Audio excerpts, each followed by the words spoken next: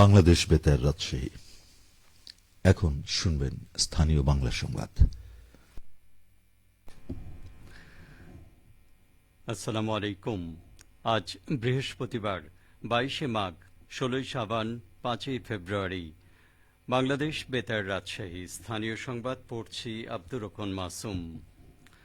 স্বরাষ্ট্র উপদেষ্টা lieutenant general অবসরপ্রাপ্ত মোহাম্মদ জাহাঙ্গীর আলম চৌধুরী বলেছেন, ত্রয়োদশ জাতীয় সংসদ নির্বাচন সুষ্ঠুভাবে সম্পন্ন করতে 8 লক্ষাধিক পুলিশ, সেনাবাহিনী, র্যাব, বিজিবি ও আনসার সদস্য সহ বিভিন্ন আইন শৃঙ্খলা বাহিনীর সদস্যরা মাঠে থাকবেন। সেই সাথে 25,700 বডি অন ক্যামেরা ব্যবহার করা হবে এবং প্রতিটি কেন্দ্রে সিসি ক্যামেরা থাকবে। সেই সাথে থাকবে 418টি ড্রোন।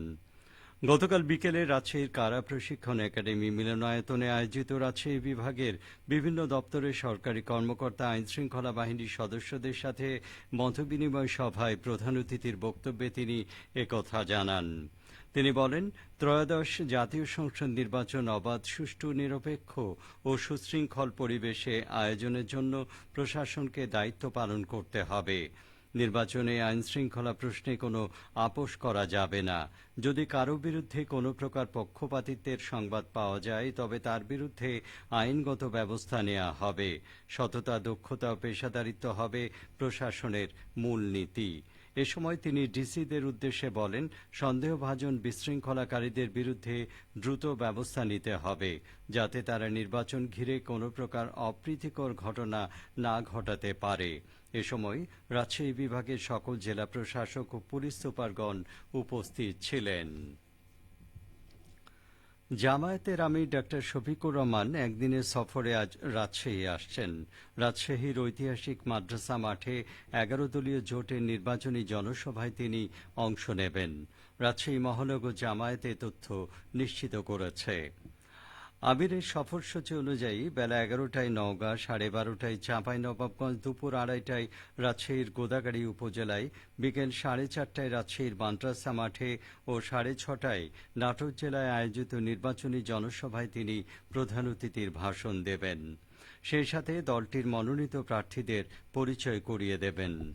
মহানগরী জামায়াতের সেক্রেটারি এমাজউদ্দিন মণ্ডল বলেন, মাদ্রাসা মাঠে জনসভায় প্রথমবারের মতো অন্তত 40 থেকে 50 হাজার জামায়াতের নারী কর্মী সমর্থকরা অংশ নেবেন। বগুড়া 2 আসনের বিএনপি মনোনীত ধানের শীষ প্রতীকের সংসদ সদস্য প্রার্থী মীর শাহে আলম বলেছেন, দেশ গঠনে বিএনপি চেয়ারম্যান তারেক রহমানের মহাপরিকল্পনায় জনগণ নতুন করে বেঁচে থাকার পথ খুঁজে পেয়েছে। দীর্ঘদিনের হতাশা, দমন পীড়ন ও অধিকারহীনতার অন্ধকার ভেদ করে মানুষ আজ জেগে উঠেছে। গতকাল শিবগঞ্জ উপজেলার রায়নগর ইউনিয়নের শ্যামপুর, দৌলতপুর, ঘাগরদুয়ার, নিমারপাড়া ও মহাস্থানগড় সহ বিভিন্ন গ্রামে গণসংযোগকালে তিনি এইসব কথা বলেন। গণসংযোগে মীর শাহে আলম বিভিন্ন শ্রেণী পেশার মানুষের সঙ্গে কুশল বিনিময় করেন এবং তাদের সুখ দুঃখ, এলাকার বিভিন্ন সমস্যা সম্পর্কে খোঁজ খবর নেন। বগুড়া শাহজাহানপুরে 15 রাউন্ড গুলি ও বিদেশি রিভলভার সহ একাধিক দেশীয় অস্ত্র মজুদের অভিযোগে শীর্ষ সন্ত্রাসী আতিক হাসানকে গ্রেপ্তার করেছে সেনাবাহিনী। গতকাল উপজেলার সাবরুল এলাকার বাগিনাপাড়া গ্রামে বিশেষ অভিযান চালিয়ে তাকে গ্রেপ্তার করা হয়। আতিক হাসান শাহজাহানপুর উপজেলা স্বেচ্ছাসেবক লীগের সাধারণ সম্পাদক ও সন্ত্রাসী নুরুজ্জামান নুরু বাহিনীর সক্রিয় সদস্য। সেনাবাহিনীর সূত্র জানায়, আসন্ন জাতীয় নির্বাচনকে সামনে রেখে নাশকতা সৃষ্টির উদ্দেশ্যে অস্ত্রগুলো মজুদের গোপন সংবাদের ভিত্তিতে বাগিনাপাড়ায় অভিযান চালানো হয়। সেনাবাহিনীর উপস্থিতি টের পেয়ে আতিক বাড়ির ছাদ টপকে পালানোর চেষ্টা করলে ধাওয়া করে তাকে আটক করা হয়। পরে তার কাছে মজুতকৃত একটি ব্রিটিশ বুলডগ মডেলের 9mm রিভলভার, 15 রাউন্ড তাজা গুলি, 2টি ম্যাগাজিন ও 10টি দেশীয় ধারালো অস্ত্র উদ্ধার করে সেনাবাহিনী। বগুড়া সেনানিবাসে 40 বীর ব্রিগেডের অধিনায়ক লেফটেন্যান্ট কর্নেল তানভীর আহমেদ তমাল জানান, নির্বাচনের পরিবেশ অস্থিতিশীল করতেই নুরু বাহিনীর সদস্যরা এই অস্ত্রগুলো মজুত করেছিল।